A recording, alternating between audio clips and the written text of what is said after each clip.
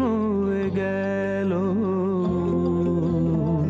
বেলা বয়ে গেল,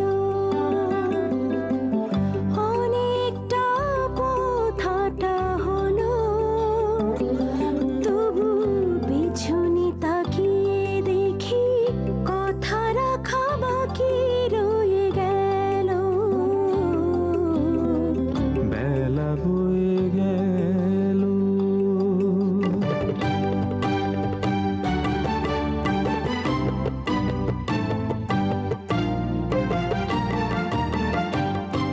তাই অবেলায় সেরে ফেলা পড়ে থাকা যত কিছু কাজ, অবেলায় স্নান সারা, অবেলায় ঘুম, অবেলায় সেজে নেয়া বেমানান সাজ।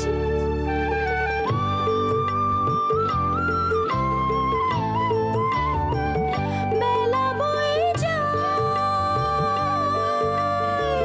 সময়ের নদী আজ পাড় ভাঙে পড়ে পড়ে, বেলা বেলার সেই চিরকালের গল্প শোনায়। বেলা বয়ে গেল, অনেকটা পথ হাঁটা হলো, তবু পেছনে তাকিয়ে দেখি কথা রাখা বাকি রয়ে গেল। বেলা বেলার গল্প, বেলা বেলার গল্প।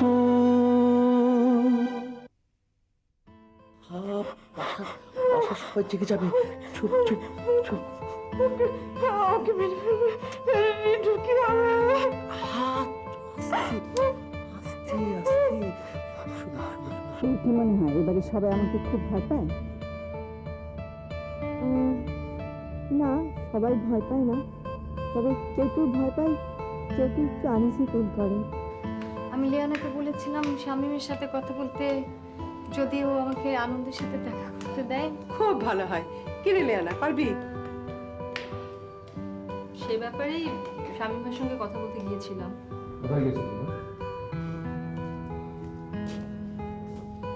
বাবার বাড়ি।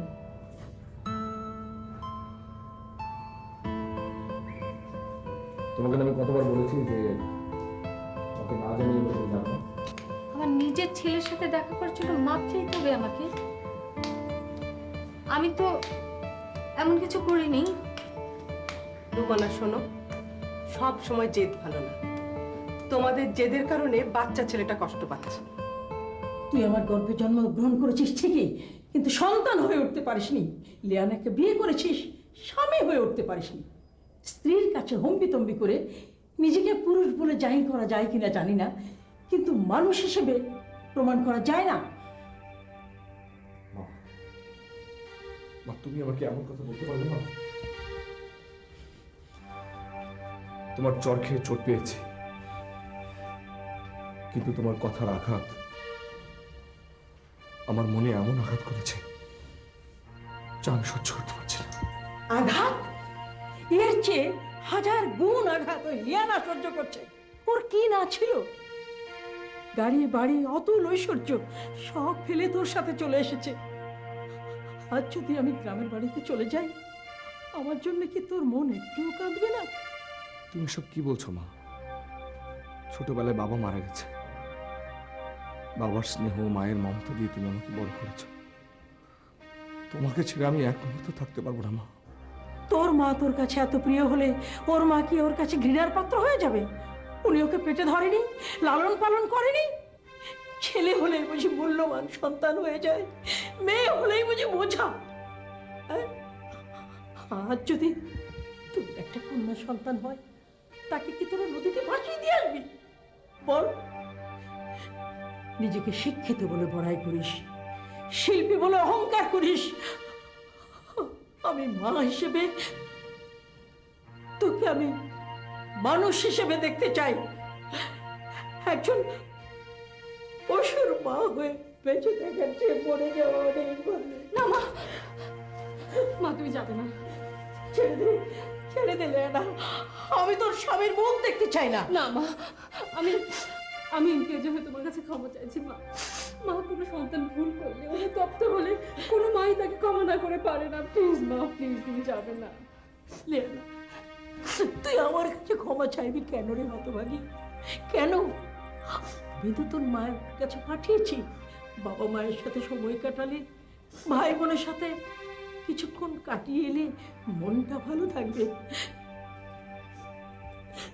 মা, মা আমাকে ক্ষমা করে দাও। সব দোষ আমার, সব দোষ আমার। কি করবো মা বলো? একটা চাকরি জোগাড় করতে পারিনি। অভিনয়ের যোগ্যতা আমার এতই কম যে একটি প্রধান চরিত্রে অভিনয় করার সুযোগ এখন পর্যন্ত আমি পাইনি। আমি কি করব? না পেরেছি তোমাদেরকে প্রচুর টাকা দিতে, না পেরেছি তোমাদের মনকে ভরে দিতে। আমি কিছুই পারিনি। ক্ষমা করো। ক্ষমা যদি চাইতে হয় তুই লিহানার কাছে ক্ষমা চা। আমি ওর মতো অত মহৎ নই।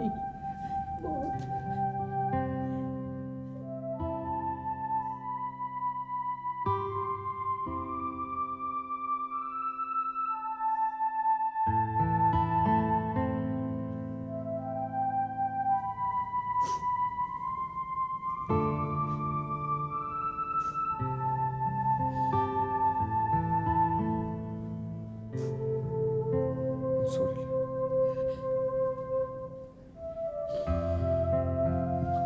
I'm sorry.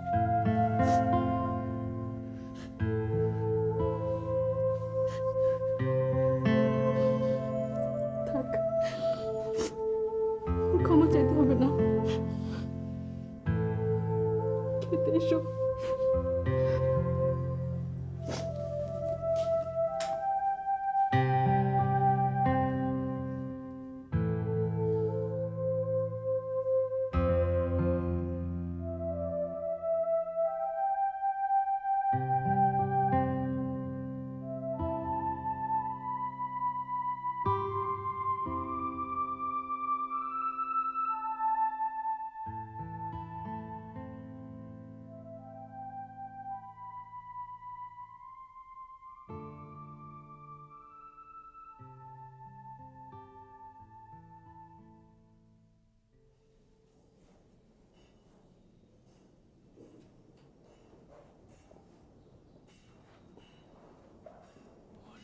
দাদি,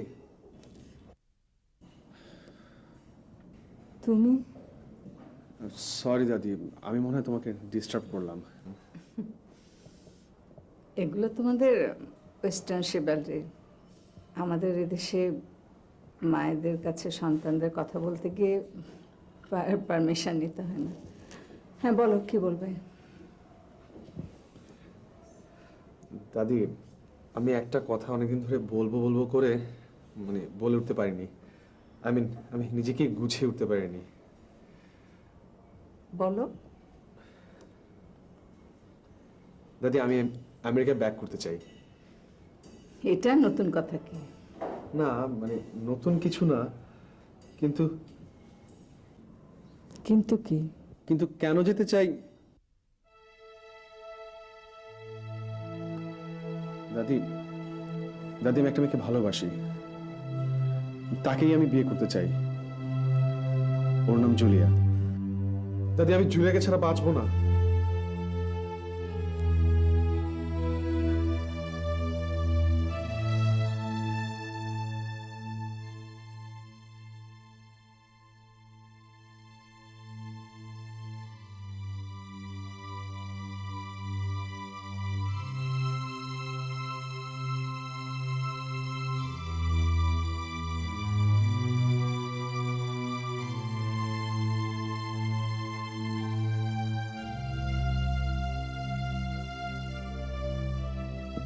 এই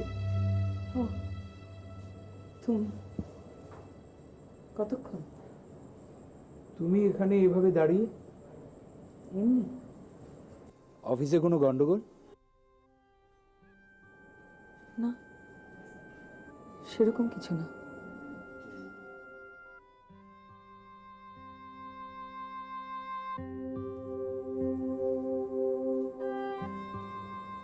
একটা কথা ছিল,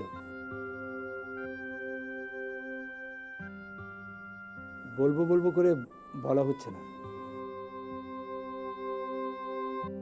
শাকিলা,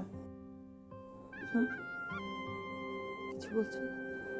তোমাকে একটু বিমর্ষ লাগছে। তাই বুঝি? কি হয়েছে? কি হয়েছে? কিছু তো হয়নি, কিছুই তো হয়নি। এই নিঃসঙ্গতায় কিছুই আর হয় না। অদ্ভুত না? আমাদের জীবন এমন এক অভ্যেসে দাঁড়িয়ে গেছে, এগুলো কিছুই আর হয় না, না ভালো না মন্দ।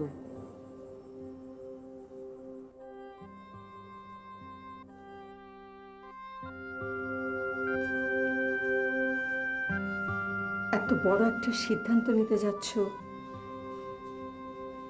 আমাদের কথা না হয় বাদই দিলাম, তোমার নিজের জন্য কি কোনো ভাবনা চিন্তা নেই? দাদি, আমার যা ভাবার আমি ভেবে নিয়েছি।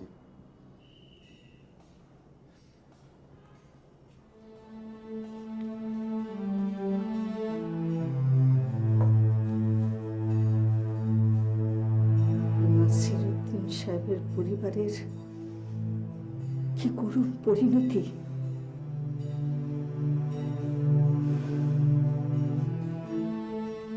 তোমার বাবা মাকে জানিয়েছো?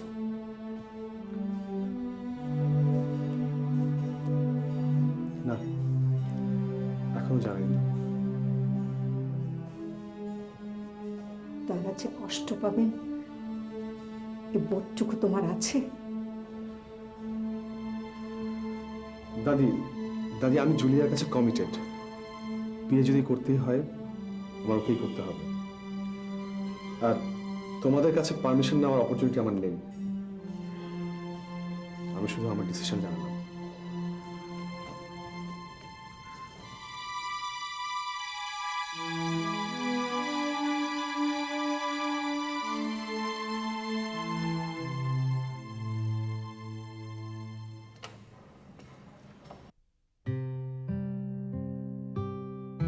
কাকে চান? শামীম সাহেবের সাথে কথা বলতে চাইছিলাম। ঢাকা শহরে অনেক শামীমই আছে, আপনি কোন শামীমের সাথে কথা বলতে চান? আমি আনন্দের বাবা শামীম সাহেবের সাথে কথা বলতে চাইছিলাম। শামীম নামের একাধিক ব্যক্তির সন্তানের নামও তো আনন্দ হতে পারে, পারে না? আমি এই আনন্দের বাবা শামীম সাহেবের সাথে কথা বলতে চাইছিলাম। হ্যাঁ, আনন্দ আমার ছেলে। কিন্তু আপনি কি? আপনি যদি আমাকে একটু ভেতরে এসে বসবার অনুমতি দিতেন তাহলে আমি কথা বলতে পারতাম। ও হ্যাঁ, হ্যাঁ, সরি, আসুন। Thank you.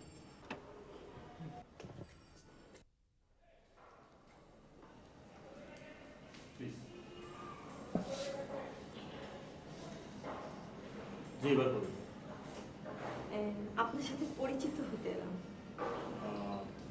আপনার পরিচয়? মানে আমাকে তো আপনি চিনবেন না, আমার নাম মাহবুব। আমি রুমানা আপাদের বাসায় থাকি। থাকি মানে কি? মানে আমি ওনাদের বাসায় থেকে পড়াশোনা করি। ওনারা কি আপনার আত্মীয়? জি না, ওনাদের কোম্পানির করিম চাচা আমাকে ওনাদের বাসায় থাকার ব্যবস্থা করে দিয়েছেন। আপনাকে রোমানা পাঠিয়েছে? না না, রুমানা আপা আমাকে পাঠাননি। আসলে আমি আনন্দ স্কুলের সামনে যেতাম, সেখানে আপনার সাথে আনন্দকে আমি দেখেছি। আমি এভাবে আপনার বাড়ির ঠিকানাও বের করেছি। আমার খুব আনন্দকে দেখতে ইচ্ছে করছে, একটু ডাকবেন ওকে? আনন্দ, আনন্দ। জি আব্বু। এসো বসো। কেমন আছো তুমি? ভালো। আমি তোমাকে চিনে ফেলেছি আন্টি। কেমন করে চিনবে? আব্বু পেপারে তোমার ছবি দেখিয়েছে। ও হ্যাঁ, তুমি তো সেই মহিনগঞ্জ কলেজের ব্রিলিয়ান্ট স্টুডেন্ট, স্ট্যান্ড করেছিলে। ও সরি, তোমাকে আমি তুমি করে বলে ফেললাম। না ঠিক আছে, তুমি করে বলবেন, কোনো অসুবিধা নেই। মানে আমি ওকে পত্রিকাতে তোমার ছবি দেখিয়েছিলাম। আব্বু তোমার ছবি দেখে বলেছে তো তুমি খুব ব্রিলিয়ান্ট স্টুডেন্ট। এসএসসিতে স্ট্যান্ড করেছো, খবরে লেখা ছিল এসএসসিতেও স্ট্যান্ড করেছো। খবরটা আমাকে আকৃষ্ট করেছিল একটি কারণে। কি কারণ? মফস্বলের একটি মেয়ে কতটা মেধাবী হলে আর পরিশ্রমী হলে এরকম ভালো রেজাল্ট করে। আন্টি তোমার কয়টা প্রাইভেট টিচার ছিল? আমার একটাও না। শোনো, তুমিও স্ট্যান্ড করতে পারবে যদি ঠিক মতো পড়ার সময় পড়ো, খেলার সময় খেলো, তাহলে আর এত টিউটর লাগবে না। হ্যাঁ। আন্টি তুমি কয় ঘন্টা পড়ো? আমি একটু বেশি সময় নিয়ে পড়তাম, 10 ঘন্টার মতো পড়তাম। মা বাবা, তুমি কিছু মনে না করলে একটি কথা বলি। বেলা বয়ে গেল, অনেকটা পথ হাঁটা হলো,